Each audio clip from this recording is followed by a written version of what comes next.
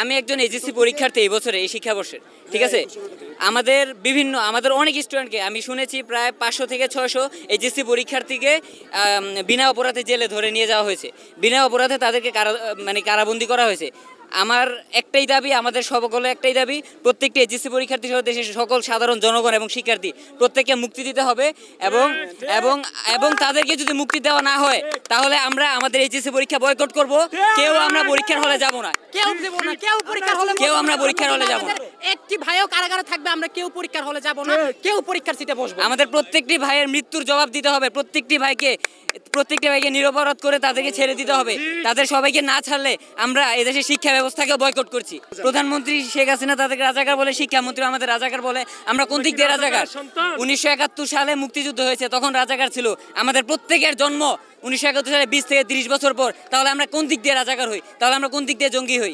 আমি একজন সাধারণ শিক্ষার্থী, আমি কখনো কোনো রাজনৈতিক দলের সাথে ছিলাম না, কখনো কোনো কিছুর সাথে ছিলাম না। তাহলে আমরা কোন দিক দিয়ে রাজাকার? কোন দিক দিয়ে আমরা বিএনপি শিবির? আমাদেরকে ট্যাগ দিয়ে আমাদের ধরে নিয়ে যাওয়া হচ্ছে। তো বাংলাদেশের শিক্ষা ব্যবস্থা নষ্ট করে দিয়েছে ভাই। আসলে তৃতীয় ব্যক্তি যারা জড়িয়েছে বলছেন, যেখানে সরকার বলছে পুলিশের ড্রেস পরে নাকি জামাত শিবির আমাদের ঘরে হানা দিচ্ছে, সেখানে কিভাবে আমরা বলতে পারি যে আমাদের ছাত্রদের সাথে তৃতীয় পক্ষ জড়িয়েছে?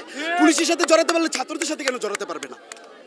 আমরা কি সবাইকে ধরে ধরে জিজ্ঞাসা করবো, ভাই আপনি জামাত শিবির, আপনি কি জামাত শিবির, আপনি কি বিএনপি? আমরা কি ধরে ধরে যেটা জিজ্ঞাসা করবো? যারা আমাদের সাথে আসছে তাদেরকে সবাই আন্দোলন করছে, সবাই শিক্ষার্থী হিসাবে আন্দোলন করেছে। আজকে বাসে করে আসার সময় একজন লোক, সেও প্রোটেস্ট করতেছে তার মতো করে। তাহলে সেও রাজাকার, সেও জঙ্গি, সেও জামাত শিবির। দেশে চলছে একনায়কতন্ত্র। বাংলাদেশের পুলিশ সেনাবাহিনী যারাই করছে, যারাই শিক্ষার্থীদের খুন করছে, সবকিছুর অর্ডার প্রধানমন্ত্রী শেখ হাসিনা দিয়েছে। উনি যত কথা বলছেন সবগুলো মিথ্যা, বানোয়াট এবং বিবৃতি। আমাদের শিক্ষক, আমাদের ছাত্র কিভাবে বদলি থাকতে পারে জেলখানায়? তাহলে এই দেশের শিক্ষার মেরুদণ্ড কোথায়? শিক্ষার কোথায় মেরুদণ্ড? শিক্ষার্থীদের খুন করা হয়, পুলিশ গুলি করে শিক্ষার্থীদের খুন করে, বিনা অপরাধে তাদেরকে জেলে ধরে নিয়ে যাওয়া হয়। সেই দেশে ছাত্ররা যদি দেশে মেরুদণ্ড হয়, তাহলে এই দেশের শিক্ষা ব্যবস্থা কোথায়, কোন পর্যায়ে পৌঁছেছে?